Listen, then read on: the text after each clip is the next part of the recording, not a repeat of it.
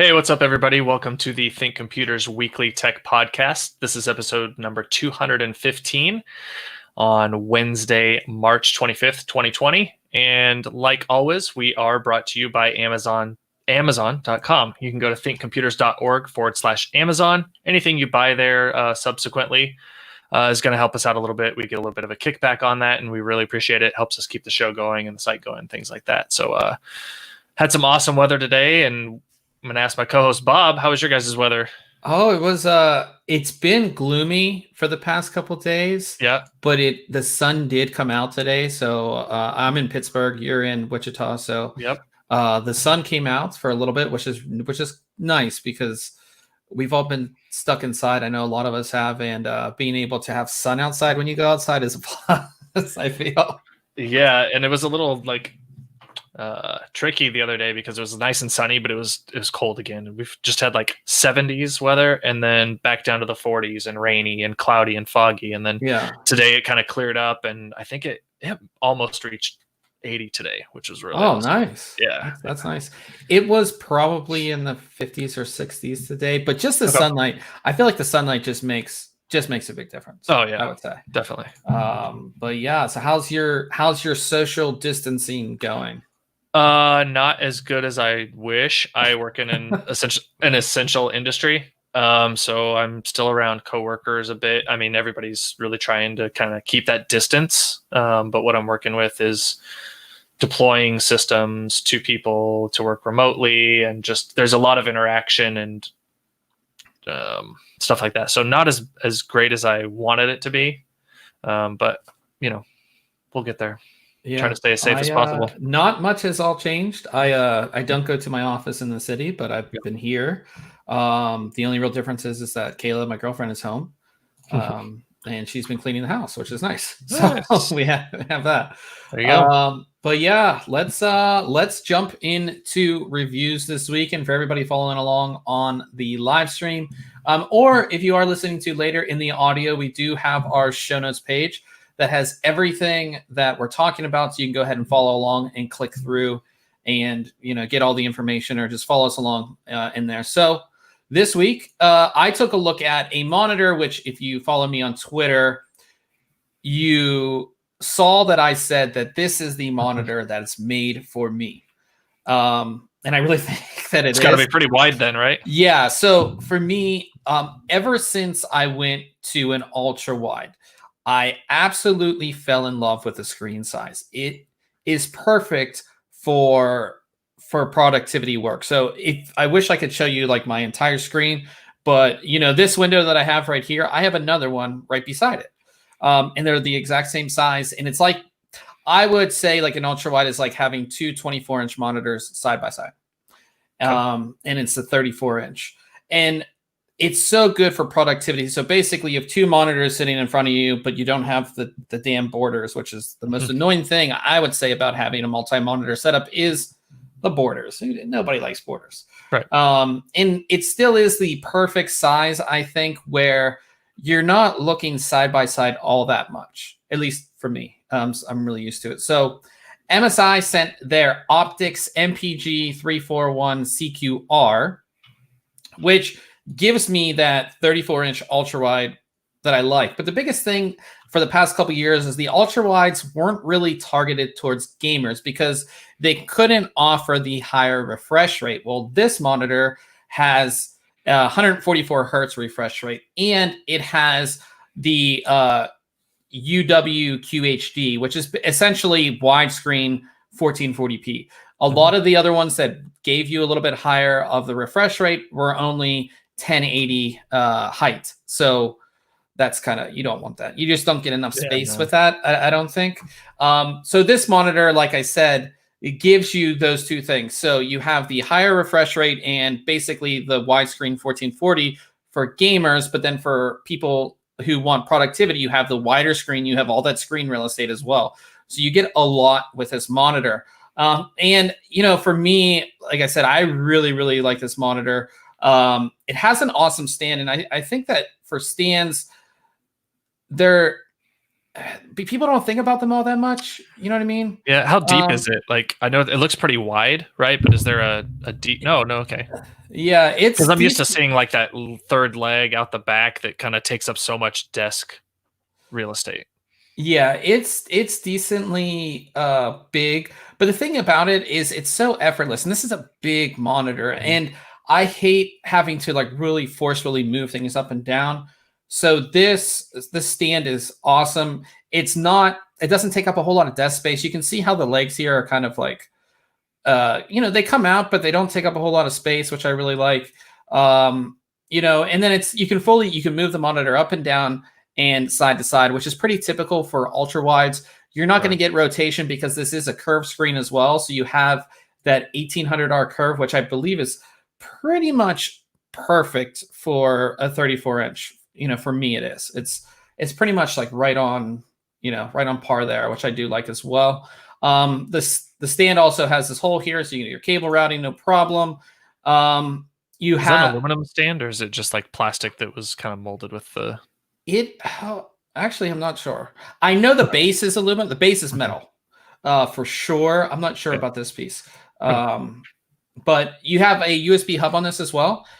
So you can. It has an audio pass through too. So for gamers, you can plug in your USB headset to the side. You can plug in your mouse, or if you have a regular headset, you can plug all that in as well, which is kind of nice. You don't have to go around the back of um, your tower or anything like that. It does have RGB, which I'll get to here on the back and the front.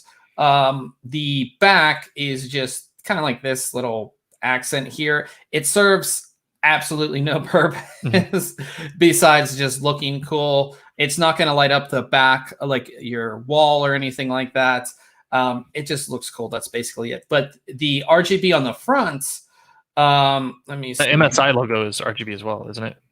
On the back. No, it is not. Yeah. It's reflective. Oh, So okay. it's a reflective logo there. But Gotcha. the RGB on the front, you can see we have these 5 little panels, and you can of course control all this with the MSI RGB software, or these panels specifically work with the SteelSeries GameSense. So you can go into GameSense, and what you can do is you can set it to react to certain things. I have it here for Counter-Strike. There's only a few games supported in the SteelSeries. Counter-Strike is one of them. So on this side, I would have my ammo. On this side, I have my health. And then as I use it, you can see like I use some ammo. Nice. It goes down. Health is on this side. I had middle for shield. But there's only a couple games. Like the games that we know that are really supported are Counter-Strike and Dota 2. That's it. No new games really, which is a little bit disappointing. But I don't think that's the only other companies that offer that same type of functionality are Razer, but Razer makes monitors, so I don't think MSI would team with Yeah. them. So this is kind of a little disappointing because unless you're playing CS:GO or Dota 2, the front RGBs again serve no Yeah, at the purpose. same time though, like I'm not gonna be looking down at these lights to figure out what my health is. I mean, I can Yeah, understand it being like an aura or just an ambient light. That kind of makes yeah. sense, but I'm not gonna look at these light bars below to look at my game stats. Yeah, it's a little like I said, it's more gimmicky. The Mhm. other gimmicky thing is that there's actually a webcam right in the center. Yep. That webcam is not a traditional webcam. It is used to so if I sit down, it will recognize my Windows me. Hello. It does not work with Windows Hello. What? Yeah, at Okay. least it's not that I know of. It sits down and it recognizes that it is me and it will apply my monitor settings, which is kind of cool. Secondly, it's an ambient light sensor, so it would actually actively change the brightness of the monitor based on your environment. Sadly, this did not work at all. The camera was detected by Windows, but then when I went to use it, it said, "Please confirm that your webcam is working," which was a bit of a yeah, I couldn't get it to work. Yeah, that sucks. I read other reviews where they didn't get it to work either, but then I've also read reviews where they did get it to work. So Okay. my biggest thing is one, how many people sit down at your computer that need their own settings? Right. Not many. Mm. Me. Two, I think that I don't change my brightness on my monitor if I turn my lights off. I don't. I don't either. So I just think it's real gimmicky, and the fact that you can't use it for Windows Hello, and the fact that you can't use it as a traditional webcam, is kind of, So you have that. Other accessories that come with this, which two I thought were pretty useful, is there's actually a mouse bungee that connects to the monitor that you easily install, and you connect it there, and it works. You can put it on the left or right bottom of the monitor, and it's a nice little mouse bungee, just a nice little accessory. Again, this is targeted towards gamers, so I thought cool. that was a nice little accessory. And then you have this camera mount, which I thought was super, it's awesome because all these cameras, like the one I'm using right here, it has the common, I think this is a 3/8 thread. Yeah, thread. Everything has that thread. All the digital cameras you have, all the webcams have that thread, and it's a ball mount, which means that you can adjust it and move it however you like. You can see my webcam. I kind of, I was able to move it and adjust it more. And this can go anywhere on the top of the monitor. So I think that is a nice little accessory that you don't get, obviously. So does it clamp on or slide, or how does it? There's like a little groove in the top, and it just clamps right on. Okay. Yeah, that'd be so nice. And it should hold most webcams, smaller cameras. I would say it's not going to hold like a DSLR, but it's going to hold, a decent amount of weight, I would think. So I could see that becoming a thing.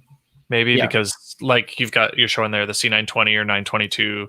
That's what I've got on mine, and you're just kind of stuck with Logitech's funky grip design, and you can't really move it around a lot. I think this is great. Yeah, it's just again, these things when it comes to monitors, besides obviously high response time, high 144 hertz, 240 hertz, what else do gamers want? And it's nice that MSI has kind of give you some more accessories, I would say. Yeah. The other cool thing is that I've talked about this before, and we've seen Gigabyte do it. We've seen a couple other companies do it. MSI is doing it as well, is that all of your monitor settings, yes, they can be accessed with the little joystick behind the monitor, but who wants to do that, right? Yeah.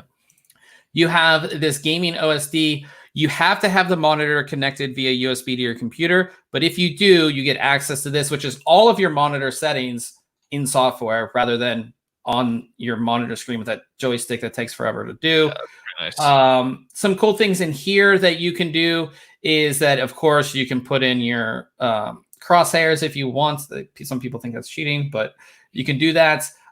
You can actively show your refresh rate on the screen. You can set alarms, which is kind of interesting as well. So you can put alarms on the screen. So I only want to game for 30 minutes. You can actually put that on the screen. You can do picture-in-picture very easily here as well. Super easy to set all that up. And then you have all these different settings, this is the user setting, but you can change your brightness, contrast, all that stuff. But then there's ones for FPS, racing, RTS, all those, which is really nice as well. And then you have something that I think, because you have such a large screen size, is really cool, is the split window.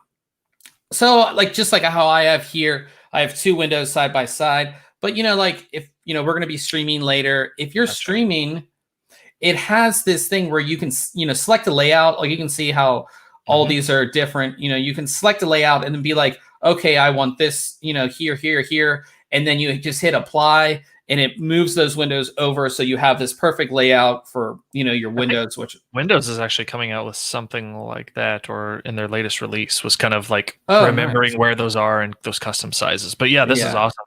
Yeah, because I know for two windows it's pretty easy. You can snap one to one side and snap one to other. I live by that. But say we're streaming this one right here, we'd have our stream or our game be the big one. Maybe OBS be the smaller one, and then the other smaller one might be the Twitch chat or something. Yep.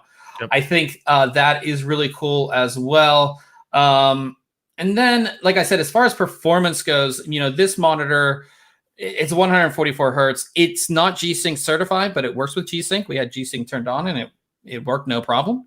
It's also AMD FreeSync, so you can use this with so you won't have any tearing or anything like that in your games. As you can see, perfect side by side here. As far as productivity, I just think for somebody who wants this much screen real estate, but also wants a high, wants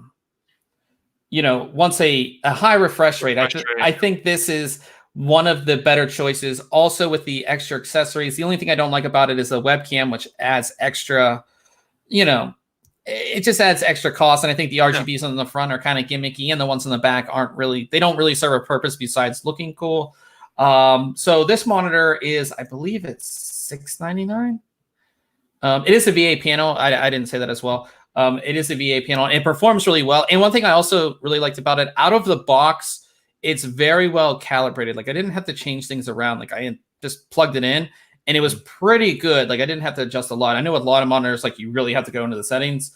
This I didn't have to as well. Yeah, $699 for this. Now this is not HDR, is it?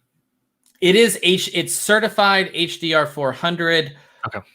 I would say HDR 400 is like the baseline, and you're not really going to get that great HDR experience. So again, it's only 400 and it's a brightness. So I just don't think that. Yeah. I wouldn't consider this an HDR monitor. Yeah, you can turn it on. It's not going to make a massive difference, I would say. You know what I mean? Yep. But for, again, like this is a monitor that I'm sad that I'm using the monitor that's in front of me because I had to go back to it. Yeah, I had to go back to it. So, for $699, it is a little expensive, but it has a lot of features. I think that this is a monitor that's going to last you a very long time, and you're going to be really happy with the results. And at 144 hertz, depending, if you're using that full screen real estate, you're going to need like a 2080 Super or 2080 Ti to even hit 144 hertz. So it's going to be, you're going to be using this for a very long time. So I gave it a 9 out of 10. Definitely, like I said, if you're into that screen, if you're into ultra wides and you want to game at the same time, it is the perfect monitor. Cool. And Old Man in the chat says Amazon delays shipments of non-essential items by up to a month. Yeah, I've noticed that. I've only been ordering certain things, but yeah, I don't know if you've tried to order anything on Amazon. I haven't, but I'm not I don't order that often from them anyhow, so it's not that. I order things like my Monster from there because it's the cheapest. And this is a month delayed, which is not very great. But yeah, I try to order toilet paper. There's a lot of that's just not happening there as well. So yeah. But yeah, I think the thing I think about the Amazon orders is it will show it as being in stock, but if it's not in stock in your local distribution center, distribution center, it will show a month. Like it will take a month to get there. So it's kind of, but I think that's like what they're doing is good for essential items because I think a lot of people need those essential items. So, so we'll talk about another really cool product. One we saw almost a year ago. A little over a year ago at CES 2019, and it's finally come out, and they finally made it work correctly. I almost felt like I was like, is this a new version of it? But no, it's just that we didn't see it yet. Yeah, we didn't see it. So this is the Patriot Viper VPR 100. It is a PCI Express Gen 3 M.2 solid state drive. The big thing with this is that it has RGBs. Of course, we've put RGBs on pretty much everything. So having RGBs on your M.2 is just another way to bling out your system. I was crazy into the RGB. You guys all know this. And then as Ryan said, it's like RGB puke. And now it's kind of like you want to tone it back a little bit. But I think this is a really great, it's not crazy in your face. And I think that the way that they've done it with just like these little, I don't know what you're going to call these, just like these little diffusers here, it makes it, and it looks so much better in person. Like the pictures that I'll show you, they really don't do it justice, I would say. I mean, it looks really good in person. I know when we saw that first version, and I'm not sure how similar this is. I'm sure they made some design changes, but I remember it looking pretty nice. And it doesn't look. No, I like how they've done the. Yeah, it's really nice. And or anything. The biggest thing the reason why you don't see so many RGB M.2 drives is the fact that, well, you'll see in this is that one, certain RGB settings will actually decrease your performance. Right. Secondly, is that you have to make it work with software. Nobody wants wires. And the cool thing that they actually did on this was they mounted the RGB LEDs on, you can see them. There's like one right there. There's one right there. Like they mounted them on the PCB itself. So all the actual heatsink, all it is a big diffuser with an actual heatsink. That's all it is. So all of your RGB elements are actually on the M.2 drive itself. That allows the RGB LEDs to talk through that bus. I think it's DMI bus. Is that what it's actually called? I think so. Yeah. So it allows you to do that so that you can go ahead and do it through their. Oops, wrong page. You can go ahead and do it through their software, and the software works pretty well. It's their Viper RGB software. You have 5. So I think it's just like there's 5 RGB LEDs on each side. You can control both, like those 2, all individually, and then you can do a bunch of different effects. There's like, so it's not every spot that the diffuser is visible. It's just spread out across. So it's not like there's 8 on top and 8 on the bottom. It's correct. The 5 across. Okay. Yeah. So you can set different effects. But what's great about it too is because it is talking to your computer, you can also interact with it with your motherboard software. So like this is, we tested on a Gigabyte board. So this is your RGB Fusion software. It sees the RGB and we can, set different things. Now, the interesting thing about this is that because you're doing certain RGB effects and it's using obviously the same connection that you're throwing data through, you're going to get some performance slowdown. So this Crystal Disk Mark is just with the with it running, no software installed, nothing. So you can see we're at 31 read, 32 write, basically. And if you look, these are the different effects. You get some, you can see the write takes a hit on using the Viper software, and then we go to the Gigabyte effects, and you can see that they even take more of a hit. And I think it's especially this one, like the pulse. I think the crazier the effect, the more of a performance hit you're going to take. You know what I mean? But this is one of the only RGB M.2 SSDs you can get. The performance, this is the basic performance. It is really good. Yeah, you know what I mean? Looks pretty good for a Gen 3 drive. For Gen 3 drive, exactly. If you want RGBs on your M.2, this is one of the only ones you can do, and the software works and it's not buggy, which we've seen with a few other ones. Mm-hmm. And I think the RGB, the actual RGB effects themselves, look really good. And it's just, like I said, it's very just, looks cool. Yeah, it just looks really good there. So I believe I gave this a 9 out of 10 as well. And the 1 terabyte version is $179.99, which puts it pretty much around the price of a Gen 4 drive. But again, it is the only drive that you're going to get that has RGBs on it on an M.2. So I'm more interested in this broad advertisement actually right now. So I know, right? Yeah, work on that SEO. Yeah, but yeah, 9 out of 10. Cool. They do back it up with a 5-year warranty as well. So, like I said, so very cool. Just a cool product, and this is gonna look awesome in the system, I think. Yeah. I had it on the test bench and it looked great, and I think it's gonna look even better in a in a full hopefully system with a window, GPUs and stuff. But yeah, that's cool. Yeah. So definitely check that out as well. And we'll move on to Case Mod Friday. This week, I have a build that I don't think you're going to like because you said you don't like these types of builds. Okay. You mean for this week or this one's? For this week. Okay. So this is called Project Omega. Yep.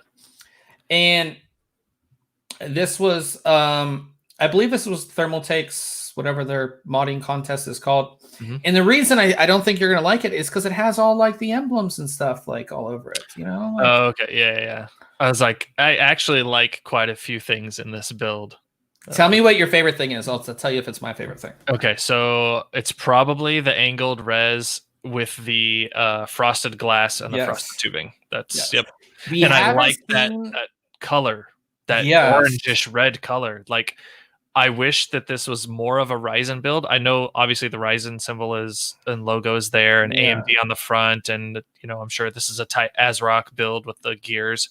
I wish that they would have changed the lighting on the fans to match this or something, because I Yeah. think that color looks awesome. Yeah, so we've seen builds with frosted tubing. Mhm. I don't know. Have we? I don't know if I've seen one with a frosted res. Um, but yeah, just like I think to me, I think the frosting makes it look better, but you have to get the good coolant that looks good in the tubing, I think. But yeah, I think this one's, and like I said, it has all like, the 50th anniversary type stuff in there. It has all this little clockworks. Did they use an AS? Yeah, they did use an AS. They must have used a Tai Chi board because all the little clockwork symbols and stuff like that. Uses these awesome T-Force Delta Yeah, it's that the has Tai Chi Ultimate. yeah, that has the RGBs on here, which I really I mean, like. they did some stuff to kind of have a color theme with like those they're not called rivets, I don't think, but all those screws with the orange washer type stuff. But then they just turned the drives on to RGB and fans to RGB. I just wish they would have. I don't know. Yeah, no, I completely get what you're saying. I think that I like it, but yeah, if it would have, and here's what the fans turned off. Yeah, it just would have been nice to, all these have a nice fans orange glow there. Yeah. But I mean, the graphics card is orange. You can kind of see it right there. Mm-hmm. But yeah, it would have been nice if it had that kind of that orange glow. But I think it's a good build. I haven't seen a build or that many where you have these kind of look. They kind of look like NOS, like sitting kind of like that. Yep. Haven't seen that in a while. So very cool. And this was done by Tech Red Mods. I think this is the first build that we've had from him. So a little bit of 3D printing in there too, like the Ryzen logo and symbol is 3D printed, and nice. A couple of the other pieces are as well. Yeah, actually, a lot of it. So yeah, that's awesome. Very cool. So definitely go ahead and check that out. Of course, we have our full Case Mod Friday section. So if you're, want to find a build or mod or anything like that, you can go ahead and do that. And then next up, we have our video this week. And our video this week is I'm going to bring it up so you can see me on the screen here, is for the Sabrent Rocket NVMe 4.0. So we did a video review. We already reviewed this a few weeks back, but we're doing a video review and we're giving one away. So the link is in the YouTube, the description. But we did a video on this because I think that, one, it has the biggest heatsink that I've ever seen. Yeah, that thing's huge. Yeah, let me see if I can bring it up on the video here. It's just massive. I mean, like is it the SN750 from Western Digital? Yes. So it's kind of thick, but this is huge. This is probably twice, if not three times the size of that. And it has heat pipes. Have you ever seen an M.2 heatsink that has heat pipes? No. What's really interesting? So when I was doing this, they sent us the one, let me try to go to it. This one that does not have anything. And I actually ran it with nothing. Seeing what would happen. Performed fine? Or it got up to 80 degrees Celsius, but it didn't throttle and it didn't break, which is news to me. But yeah, so but we're giving this one away. We're giving the non heat synced one away. Super easy to enter, just like all of our contests. But yeah, I was actually really surprised that it didn't throttle. It got up to 80C and just kept on chugging. Cool. But I would not recommend running it without a heatsink. I think all of our X570 motherboards have at least one heatsink, so you guys should be covered on that. But yeah, we're giving this away just to give something back to you guys and everything like that. But if you haven't seen the video, you can see my face here and you can check that video out for sure. But yeah, I think that, like I said, just something to give back to you guys, and cool. Pretty excited. We'll have another new contest coming up again, so definitely stay tuned for that as well. And talking about Ryzen 3000 series, if you haven't made the plunge yet, I think, at least if the prices are still the same, now would be the time, because the prices of Ryzen 3000 series have dropped. I'm going to check these to see if they've changed at all. 418. It's 418.89. What did I say? Yeah, they're still the same prices, at least that I'm checking right now. Yep. I'm doing it right now. 339. What is this at? 339. Yeah. So they're pretty much. I'm only going to check two, but so the prices of Ryzen 3000 series, not 2000 series or first gen Ryzen, the prices of Ryzen 3000 series have dropped significantly. I don't They've know been out, why. what, 6 months? Yeah, Maybe? 6 months. I don't know why. I mean, I'm not sure. They don't need to be dropped, I would say. Right. I mean, yeah, we're looking at what, $60 off, $70 off. That's a pretty Yeah. good chunk of So, like, their. It's not yeah. like people were complaining about the prices. Yeah, I don't think. I thought the prices have been fair and are fair. And so like a Ryzen 9 3900X originally was $499. It's now $418.99. Mhm. That is awesome. Ryzen 7 3800X was $399. It's now $339. I'm trying to remember what I paid for mine when I bought it. Ryzen 7 3700X was $329, is now $289. The Ryzen 5 3600X was $249, it's now $199. And then the Ryzen 5 3600 was $199, it's $174.99. So awesome price. Like, just like I said, if you haven't bought one now, and now that if you're stuck inside, if you can get these parts off Amazon, if it's not delayed, you could build and have your system up and running and be ready to game if you're stuck at home. So I just think that I have no clue why they dropped the prices. I don't think we're seeing a launch not for a while, especially with what's going on in the world. So yeah, pick them up. I mean, that's the lowest price. Or God. So I think I got mine for $329. My 3800X was $329 at Black Friday. Okay. But still, yeah, pretty good deal 6 months later. Yeah. I think all these are really, really good deals. I think that, again, if you need to buy a Ryzen, if you want to build a Ryzen 3000 series, not a bad time. I think, it's not a bad time whatsoever. So yeah, definitely. We have all the links here, or you just go on Amazon. All these prices are what I've got off Amazon. I believe they're the same on Newegg if you're a Newegg person. So go ahead and check all of that out.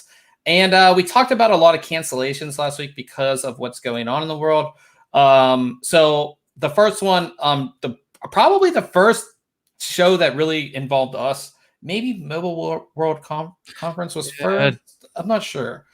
But GDC was the first one to get canceled or get delayed or whatever. But they have rescheduled it, so it's going to be August 4th through 6th. So I believe that's exactly 5 months later. I'm not sure.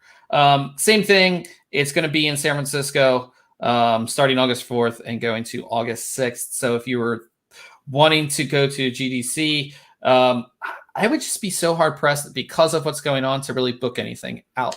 Yep. Till the end of the year, honestly. Exactly. But it looks like they're, like I said, I know they have to like plan these things, right? Like, yeah. Because they're probably going to try not to skip a year, if at all possible. So I understand they got to get them on the books and get these venues reserved, and so that was the first one. And then of course the big one, we talked about this. We said, Computex is more than likely going to get canceled or postponed just for the fact of where it is. It's in Taiwan, and that was kind of like around where everything kind of started. So it has been postponed till September. The official word came out. So it is going to be September 28th through 30th, which makes it very close to CES, I would say. Be really interesting because we get a lot of launches at Computex, but if companies are pushing back those launches to, the end of September, then you have CES, 4 months later? Kind of weird. But so it makes you wonder, like, are they, because they would have been pretty busy right now making sure everything's good to go for Computex. Do you think that they will try and push additional product through in that short time period that they've extended it? Or do you think they'll just, we're just going to show up with what we were going to? It's so hard to tell right now because we have seen some companies still put out press releases this week and still putting out products. And then you have companies that's like who have said, obviously NVIDIA, I think Be Quiet put out a thing. It's like, we're not announcing anything for a while, you know, because of what's going on. It would just be so hard to, as a company, like rebook this, because you don't know what's going on. Obviously, like your supply chain is kind of screwed up right now. It's just so weird, you know. But September is definitely, like, the end of September is definitely pretty far out, so we could see, you know, we could see it. You know, we don't know when all this craziness is going to end and everything, but it's like I said, it's a weird time. So, but those are the two that we wanted to tell you guys about. Talking about obviously combating and fighting this disease. We talked about it last week. Did we? Was it? It was last week, was it? Mm-hmm. Yeah. So we talked about folding at home, and that's basically, it's a distributed computing platform that basically allows you know, researchers to use your CPU and GPU power to do computations and to more or less research this disease. And Folding at Home said that they are actively using that platform, which has been used to fight different cancers and things like that, to fight coronavirus. So, you know, we told you guys how to get on it last week. And now this week, or this week, Dr. Greg Bowman, who is he like the head of Folding at Home? I think maybe. He said that Folding at Home now has 470 petaflops of compute power. So that's 2 times the performance of the Summit supercomputer, which is the biggest supercomputer in the world. Yeah, so it is the world's largest supercomputer. So our combined computing power is more powerful than the largest supercomputer in the world by 2 times, probably more now, because more people are getting on it. We have created a ThinkComputers team if you guys wanted to join up. It's 242-628. And I will, there is a link in last week's show notes, how to set up the clients, how to get it running, how to do all that. Yeah, super easy. It's super easy. You just let it run in the background, more or less. You might be able to hear like my second system over there running right now. It's chugging away and on the CPU and GPU. So. I usually have this system doing it, but obviously we're podcasting, and I usually have the system behind me, but I don't want to turn the AC on in here, and it would just get so hot. You probably will see sweat because it gets so hot up here. Yeah, my room heats up so fast when I've got them going. But I think it's a great thing that, you know, so many of us, like, we're sitting at home and we want to help, but you might not be able to help in certain ways. So this is a way you can help, in a way that we can at least do kind of like our part as PC people. Yeah. So definitely, you don't have to join the ThinkComputers team. You can join any team or just do it on your own. But I think it's something that, if you have an extra computer, you know, it's a great way to help out. So yeah. Old Man said, I first heard about Folding at Home on the PS3. They have Folding at Home for PS3? Yeah, so they had a client, and I had it on mine too, when I was running, and I think it would show like the Earth moving, or you could show a couple things, but man, that thing would ramp up and the fan would just be chugging along. But yeah, PS3s, like, they'd have whole like racks full of PS3s. Oh, that's awesome. Doing folding. Yeah, it was really cool. That's really cool. I didn't know you had a console. Yeah. I was always an Xbox guy. Never got into the PlayStation at all. Yeah, man. Yeah. And then Kayla said, when in doubt, laugh at my green headset. We were like chatting outside of this. Oh, I see. I see. But yeah, well, no, I want to replace this headset with the other Razer one. It's a wiring thing that I have to do. It's a thing. It's a wiring thing. I like the Razer Green. That people are hating on the Razer Green. I like the Razer Green. So you need to chroma key it out, and you'll just have these like black things on the side too. Yeah. So yeah, I could make it into whatever I wanted, I guess. You know. Yep. So the one interesting piece of tech news this week, because everything else is pretty much has to do with kind of what's going on, I would say, is that the Intel Rocket Lake S platform slide was released, and it's pretty interesting, because this is what will come after Comet Lake X, which should be, you know, that is 10th generation Intel desktop processor. That's 400 series chipsets, things like that. But Rocket Lake S will come after that. And it's kind of, actually it comes up pretty big. Yeah. So the big things, the big changes that we will see is that the first thing is that you will get PCI Express 4.0. So that kind of is interesting to see, because the rumor was after 10th generation, they would go right to PCI Express 5.0. But I don't remember. I heard that rumor a while ago. Okay. So one thing that's really cool about that is that you're going to the direct 4.0 lanes will be to the CPU. So you're going to get 20 lanes, and you're going to get that would mean that your GPU as well as NVMe storage will be 4.0, which is great because Ryzen is kind of kicking their ass in that respect. Well, on the storage side, the graphics, it doesn't make that big of a difference right now. So you're going to get that. The DMI, or direct media interface, will be upgraded to an X8 link as well. You're going to get USB 3.2 Gen 2x2, but it's only 20 gig. It's not the 40. Or no, 20 gigs. 20 gig. It's double 10 gig. Sorry, I'm thinking of Thunderbolt 3. So you're going to get that as well. And this is going to be an incremental update from Comet Lake. So we don't know what the architecture of the actual processor will be. If it's going to be the mysterious 10 nanometer. So there's just a couple things I wanted to note real quick. Like, I'm hoping that the 2.5 gig Ethernet makes it like that's a thing now instead of just gig, right? I'd like to see that on more items, and hopefully 2.5 gig. The thing that's good about that is that it's going to be part of the chipset now. So it's going to be by default. So you see 2.5 and even 10 gig, but that's because they put an extra controller. Chip, right. I'm just hoping that like helps spread that adoption across the board. But I'm also surprised, just like DDR4 still. I don't know what our timeline is for DDR5, but I don't know either. If we're close enough or not. So yeah. And then they have Xe graphics architecture in here as well. So the internal graphics on the CPUs will have Xe graphics now, not what is the Intel integrated called now? You had to ask. I mean, isn't it just like the HD whatever number? Yeah, HD something. So yeah, I'm pretty excited about a lot of these features. All the security flaws and stuff like that will obviously be a big thing with them. They said that Intel software guard extensions, the SGX, have been removed to improve security of the platform.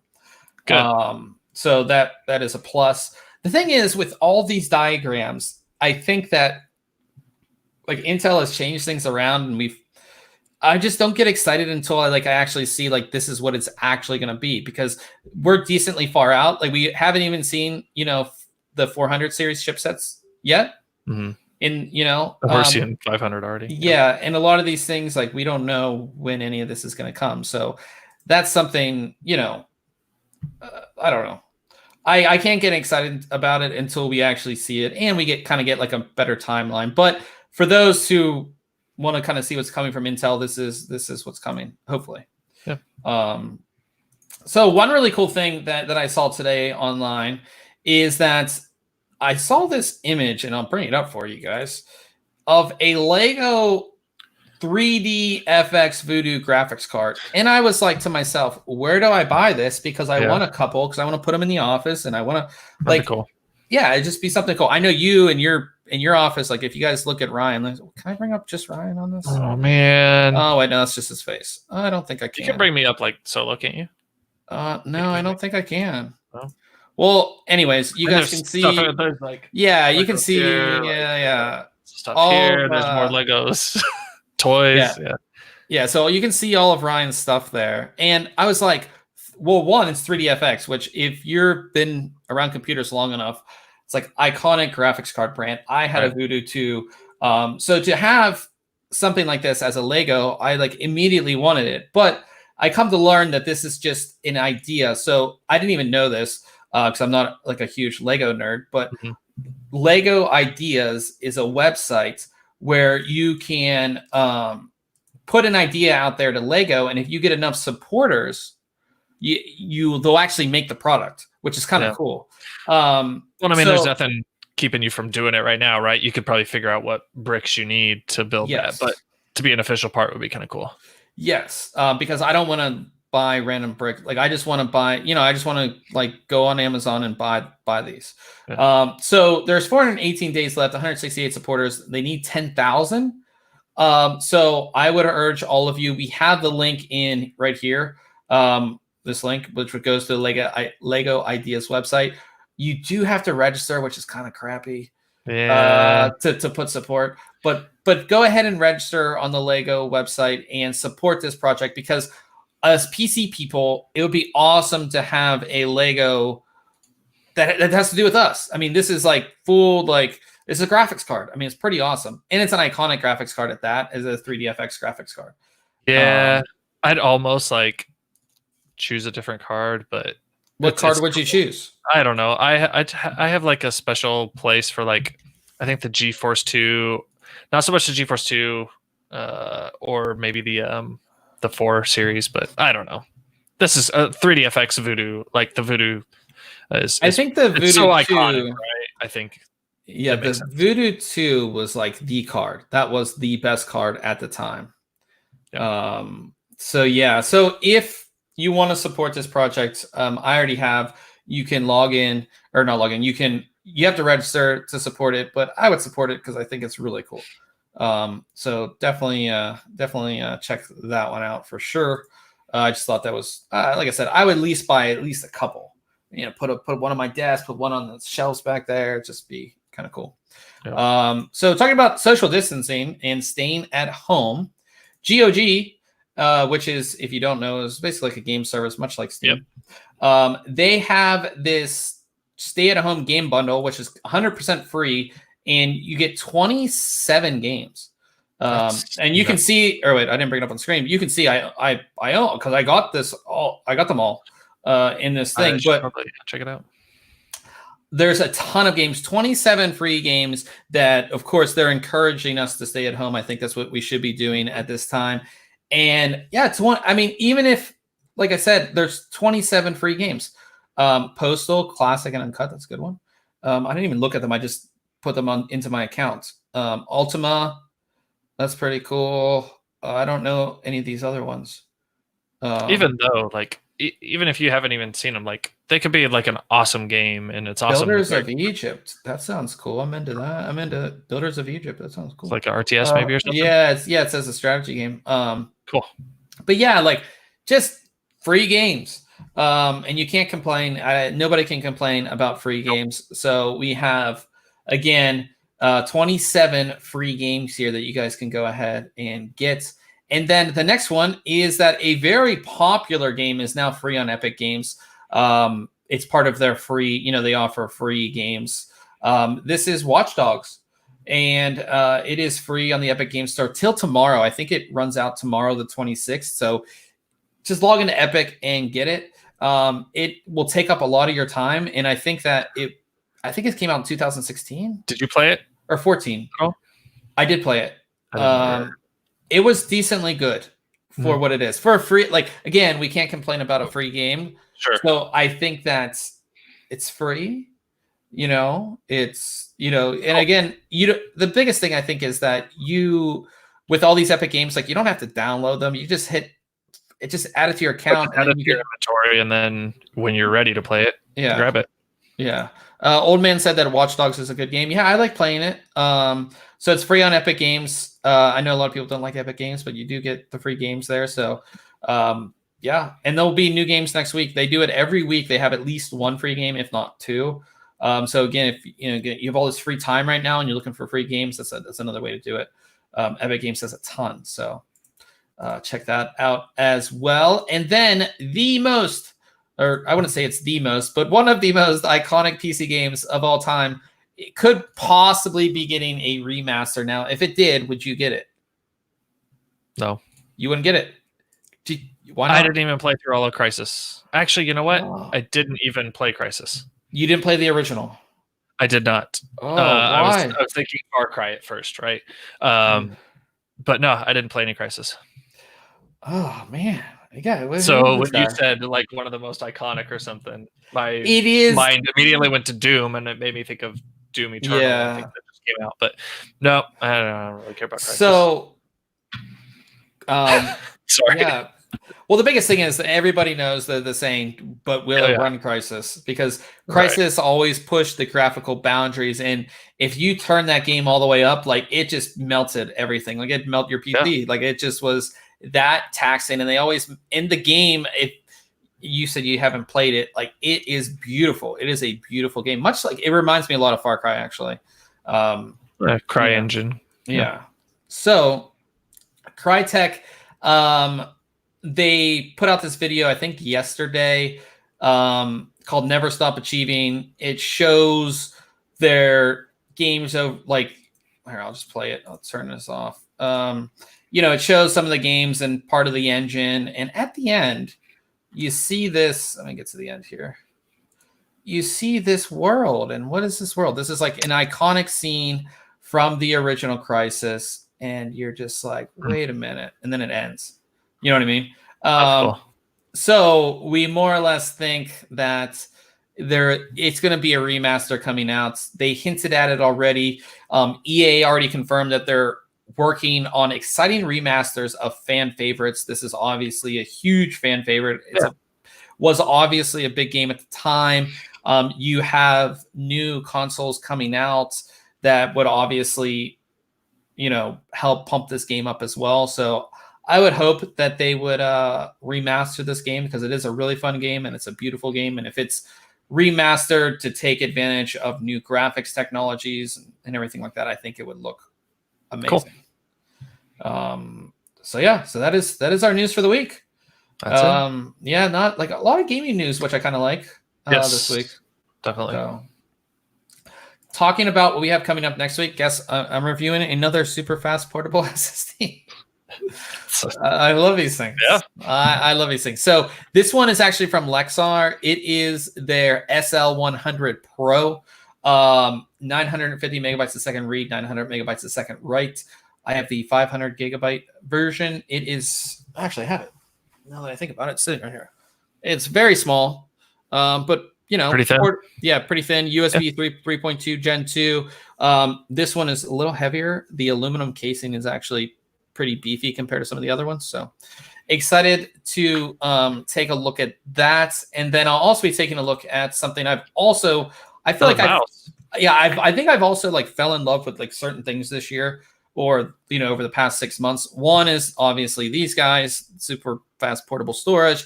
But the second thing is lightweight gaming mice. And I'm going to be taking a look at the Model D from Glorious PC Gaming Race. Again, this one is... What was the model you looked at previously? The Model O. Okay. But the Model D, 68 grams. I think the Model O was a little bit lighter. So the biggest thing with this one, the design is a little bit different from the Model O. So it's kind of nice that Glorious PC Gaming Race is making, because you get a mouse and it's like the only mouse they make, right? Mm-hmm. I think they're coming out with 4 or 5 different ones over the course of the next year that are like just slightly tweaked a little bit differently, a little bit heavier, a little bit lighter here and there. So again, I have the Model O, I have the Cooler Master ones. I'll be interested to see what this one's kind of all about. So excited to tell you guys about that one as well. And we might have more stuff. It just all depends on, what we get done throughout the week, because it is kind of a busy time and it's kind of a crazy time for everybody as well. So yeah, is there anything that you did this week? Yeah. I mean, not like fun stuff, but I got to interact with a whole bunch of new laptop models, including like one of the Asus models that has a screen and the touchpad. Oh, how is that? Because we talked about I feel bad because I didn't actually get to like see it. I saw the laptop, but I didn't see it on. But everybody was kind of like, "Oh, it was pretty cool." But I interacted with a lot of systems in the $500 to $1,000 range this week, like new models that are out there, stuff with i5s, some of the AMD 3000 series mobile stuff, and every single one of them that I've interacted with, it's so awesome that you're getting those types of processors, 4 to 8 gigs of RAM, solid state drives in pretty much every one of them. Like some pretty nice systems for that price point in the consumer market. So that was kind of nice to see that. I feel like I could really tell someone, as long as you're spending between X and X amount of dollars, you're probably going to be all right getting a system. You know, no more of these spinning discs and laptops that are just going to chug, and you know, 768, you know, 13 by 7 resolutions. I'm sure there's still some out there, but it was nice to see like what the mid-range average laptop looks like. So and that's all just kind of in conjunction with the whole remote work type of world we're living in right now. But it was neat to see a bunch of new hardware from Lenovo, Dell, Asus, HP. I think like for us, we don't really see laptops all that much. Like we'll get a gaming one in here or there, and obviously those are pretty specced out, but just to see kind of like what's available, because it's like an everyday use case for a lot of people. And I think that like 5 to 800, 5 to 700 is like a pretty nice device. I was like, oh, okay. If I was in the like arena for one, you could just go down to Best Buy or whatever and grab something pretty nice. So it was nice to see that. Past that, no, I haven't really done anything tech wise. Just been dead tired. I've been testing stuff. I had so much fun with that monitor. I'm like so upset it's not in front of me.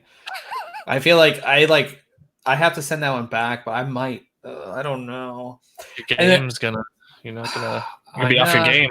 I might be off my game. You never know. Besides that, not much. I'm trying to think if I did anything. No. One thing that's really nice. So like obviously with everything going on, I don't have cable. So like I don't have cable. So like watching news is like on my TV is kind of difficult. You know what I mean? But I have a Samsung TV, and they have the Samsung TV Plus, whatever. It's free. It's like free stuff. It's like streaming TV, so I can actually watch the news live. Or it's being streamed, but essentially it's live. So if you do have a newer Samsung Smart TV, I assume you have that. I think that's really cool because I don't have cable, and some, like for stuff that's going on, like what's going on now, I think that watching live news is kind of like important. Besides that, I've seen that a lot of people are putting out guides on how to use webcams and how to stream for teachers, which is pretty cool. And I've seen a lot of people put out guides on how to use, I guess the app that all the schools are using is called Zoom. Yeah, when I worked in higher ed, like had rolled that out like in the year probably before I left, and we're holding a ton of classes online with Zoom. So yeah, Zoom's pretty popular in education, WebEx in the corporate world, and just like, hey folks, make sure like what's in your background is okay to be in a call, right? So we've had to remind people of our policies, and just here's some tips for that kind of stuff. I think it is pretty interesting to see all of the working from home and people, businesses innovating with certain things. I think one of the founders of Snapchat, or one of the social media, they made a website where they made a website or service where anybody that owns a restaurant can sell gift cards, because not a lot of especially local businesses have like a gift card option, because that's just not part of their business. But there's a lot of those restaurants that are really hurting right now. So to be able to buy a gift card online for that is pretty cool. And then use it later or something. Yeah. So like stuff like that. Cool. I'm not sure if I saw anything else. And then Half-Life Alyx.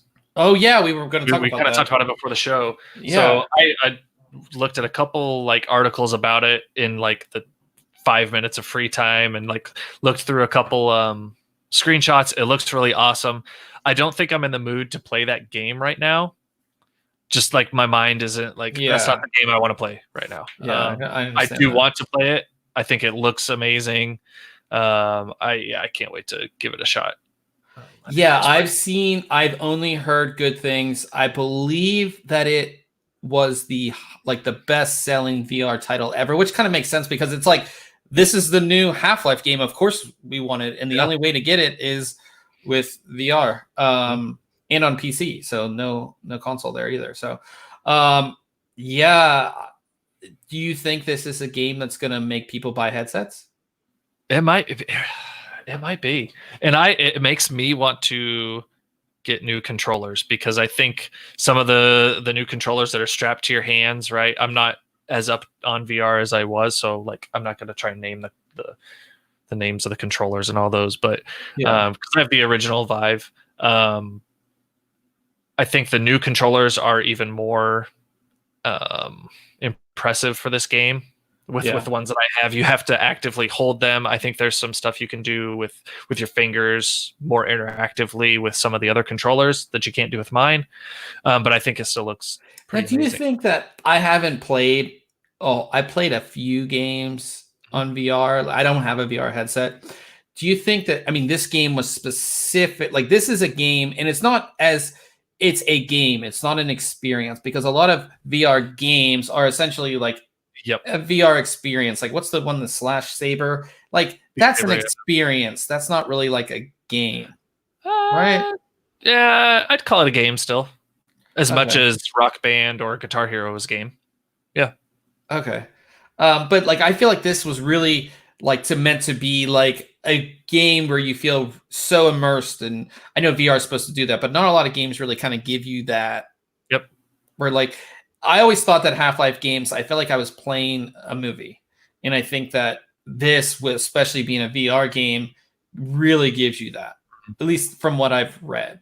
I don't have I'll be interested to try it out. I haven't bought it yet. Not going to play it right now, but I think I'm excited to at some point. And the other big release is Doom Eternal. Right? I haven't got it. I thought about getting it just because it looks really good. Well, I bought the last Doom that came out in 2016 maybe, and I've played a couple hours of it, and I really enjoyed it.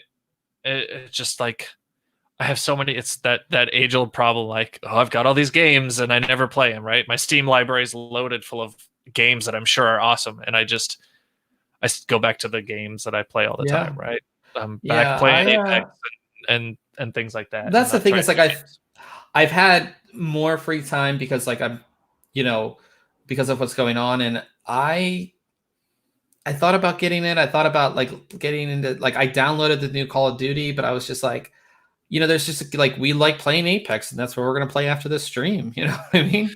The new Call of Duty Battle Royale does look pretty cool. It's just that's like not my thing.